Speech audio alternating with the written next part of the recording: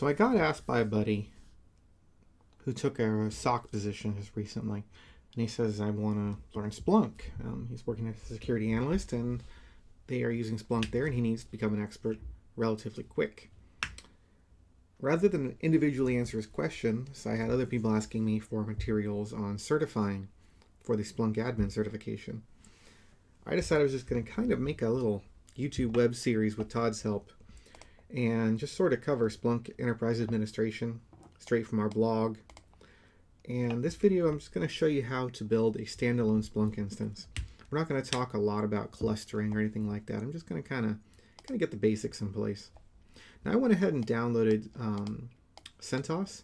I'm downloading, let's see, at first I started getting the net installed, but it was buggy.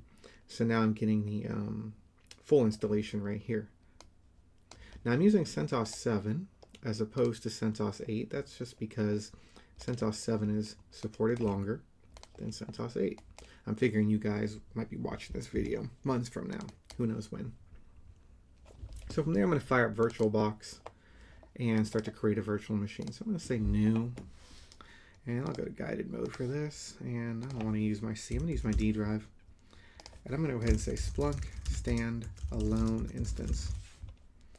I'm going to pick Linux, and because I'm using CentOS, that's a derivative of Red Hat. So I'm just going to go ahead and pick Red Hat, and it'll give me a hardware profile that we know is going to work relatively well. Hit next to that guy. 2048 should be enough for a lab. In production, you're going to need minimum of 8 gigs, maybe 12 gigs, depending on the system requirements Splunk has put out these days. At the time of this writing, I think if you're going to have any user activity, it's a minimum of 12 gigs. But if you have like standalone utility instances, they want 8 gigs for you to have any support. But 2 gigs works fine in the lab. I'm going to create a virtual hard drive. And VirtualBox is the standard I want to use. There's some other standards we can use, but this is what I like. This is the default for VirtualBox. And we're using VirtualBox. We could have used VMware. We could have used Fusion. We could have used any number of other tools, Hyper-V.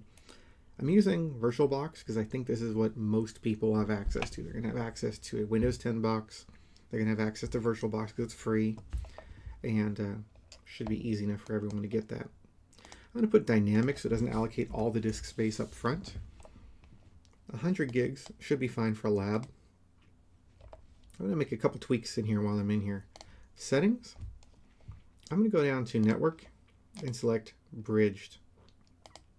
This will let this virtual machine have its own IP address as opposed to share the address on the computer I'm on.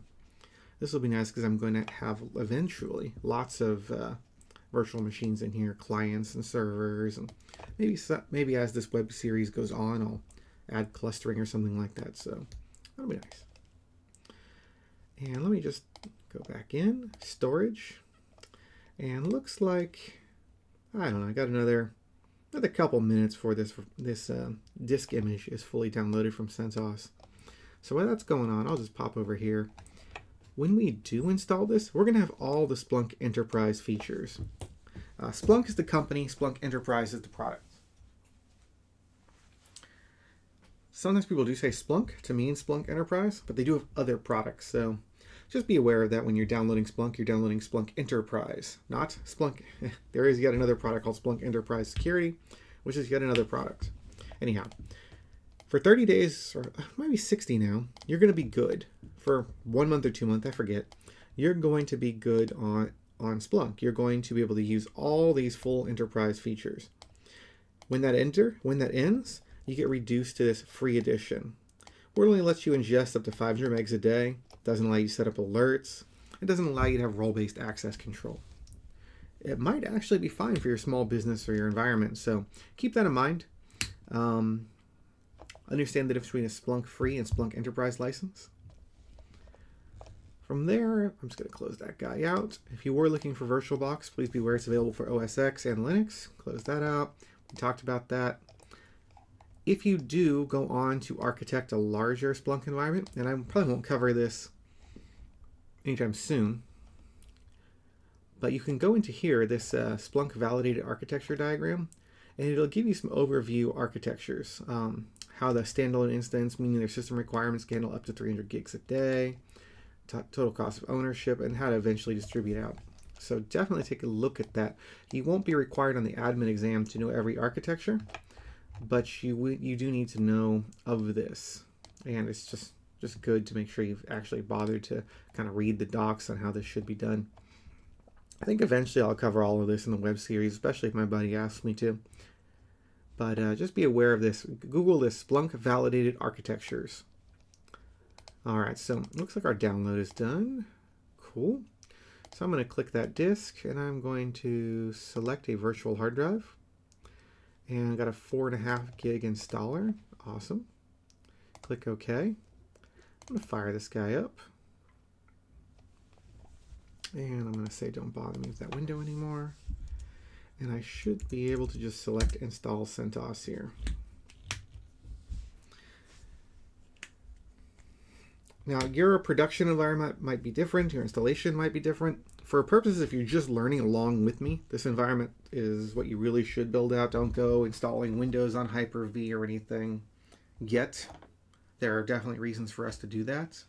But I think if you're just a learner on this product, you shouldn't deviate too far from what I'm doing if you can avoid it. So we have normal OS installation options here. We want the language. It's going to pick the disk, the virtual disk. I'm just going to pick this hard drive to install on. And I'm going to go down here and say, leave my network interface card on. And I'm going to give it a host name while we're in here. And I'm just going to call this Splunk standalone.contoso.local.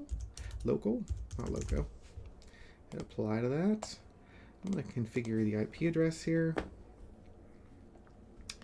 And I'm going to go IP version 4, and I'm going to give that a manually configured IP address of 192.168.1.100, 24. I'm going to put a default gateway here, 192.168.1.1. So you need to set this to your network. Most home networks are going to look something like this. That is 100% fine. But if you're in an office, you may have to talk to your network admin in order to figure that piece out. I hit save. This should be good. I'm going to hit done. And we should be able to hit begin installation. I'm going to set a root password here, just something easy for me to remember.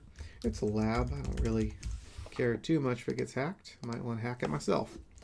Now I'm going to create a local account called administrator, just so that if I do remember, I can run something as not a root user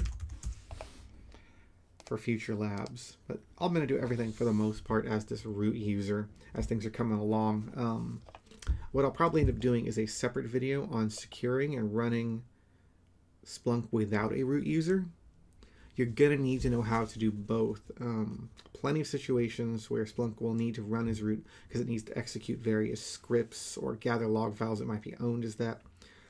On the other hand, that's inherently insecure because you've just opened your attack surface just a little bit. You got to manage your own risk for your environment, gathering that data and doing those scripts versus approaching the problem differently. So rather than let you sit and watch this reboot 10 times, I'm just going to go ahead and pause this recording. All right, so the installation is just finishing. Things are rebooting. And I guess I prematurely started the video. But hey, you get to see the full experience. All right, we're good. So we're going to log in as root. And we're going to log in with my super secret password here. And let's see if all my configurations in the network worked earlier. Yeah, look at that. We're getting to Google. Let's ping www.splunk.com. Looks good. So now what I'm going to do is I'm going to actually fire up Ubuntu on Windows. You can get this right from the Windows App Store. Just look for the word Ubuntu. You might need a reboot, but this is going to give us access to a command called SSH. Now SSH is a secure shell. It's a way to remotely manage Linux machines, network devices, a few other things. You can also do this with PuTTY. If you happen to be doing this on Mac or Linux, it's already installed. For us in the Windows world, we have to go and install the Windows subsystem for Linux. The process is easy. Just go to the App Store and install Ubuntu. Once I'm in here, I can start to actually go into my lab. The reason why I'm doing that is I'm kind of working here. The keyboard is a little sluggish. I can't copy paste. I can't adjust the font. It's a little hard to see. But when I'm in here, I can do those things. So that's the reason I want to use this this SSH client that's coming with Ubuntu. Now I'm going to log in as root to 192.168.1.100. Now this is going to give me an error because I've already done a lab earlier today on this. Oops, one too many S's. You can see I'm getting an error. This is saying I've already logged into this host and it looked different before, and that's because I did delete that host, and we don't need that. So I'm just going to go ahead and administrator.ssh and known hosts. So I'm just going to delete. This is the fingerprint of the previous time I ran this lab. So I'm just going to delete that so it'll actually add a new fingerprint in now. Yes. I'm going to put in my oh so secret password. This one's the hackerish password ever. All right. So now we are inside this virtual machine. We no longer need to use this kind of interface. I'm just going to minimize that. What I want to do now is just kind of pop this bad boy up. We're going to talk about firewalling.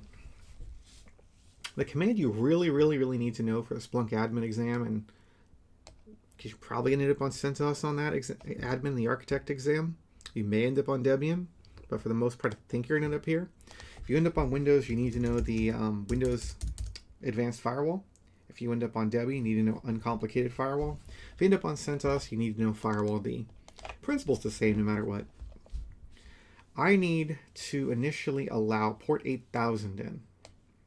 That's the web user interface. By default, it allows 22, by the way, which is how I'm able to hit with a secure shell. But I won't be able to do port 8000, which is where Splunk is natively going to run. So I'm just going to go ahead and copy this, where I'm going to, oops, let me just explain that real quick. Firewall command. I'm adding a permanent change, and I'm allowing TCP over 8000. So I'm just going to pop that in. For a lot of you, you may have policies at your company or even your labs that say unsecure web traffic. And just a reminder, this actually is insecure by default. That is, this is HTTP, not HTTPS. If we do want to go to HTTPS, and I'll show you how to convert that maybe a little later, we need to flip that to 443 or 8443, depending on policy. We also need to allow Splunk's data protocol to come through. So I'm going to add that too, and that's on 9997. And it's not uncommon to have UDP and TCP syslog come into your Splunk for testing purposes. We may also receive logs over HTTP. That's port 8088, I mean. And then finally, Splunk also has an API, which runs on 8089. That 8089 API also allows you to use something called deployment server. We're going to talk a little about that later. But for now, I'm just going to open it. Know we're allowing the API in, and the ability for the Splunk server to manage the Splunk clients will also happen over that port. I'm going to reload the config just because I've made a lot of changes. Perfect. We've prepped the firewall on this guy. And just a little refresher, we need to make sure we're bridged. I think I covered this a little bit ago. A little reminder, we're bridged. And we can see that we are IP addr show, and we are currently .100, 192.168.1.100. Perfect. Looking good. That's where we want to be. I'm going to make sure that wget is installed. Sometimes it's not in some of these distributions of CentOS. So I'm just going to go yum. And so wget is a utility that allows me to download things from the internet. And it might be installed here. Let's see here. Yum install wget. Guess not. Okay, so we're just going to install that real quick. And that's going to allow us to download Splunk itself with the wget command. If this URL may change in due time. So just go to Splunk. And if you are on a different platform as well, just click on Free Splunk, create an account. Salespeople probably bug you a little, but it's definitely worth it. Go into Download, and they'll have whatever the latest version is right over here.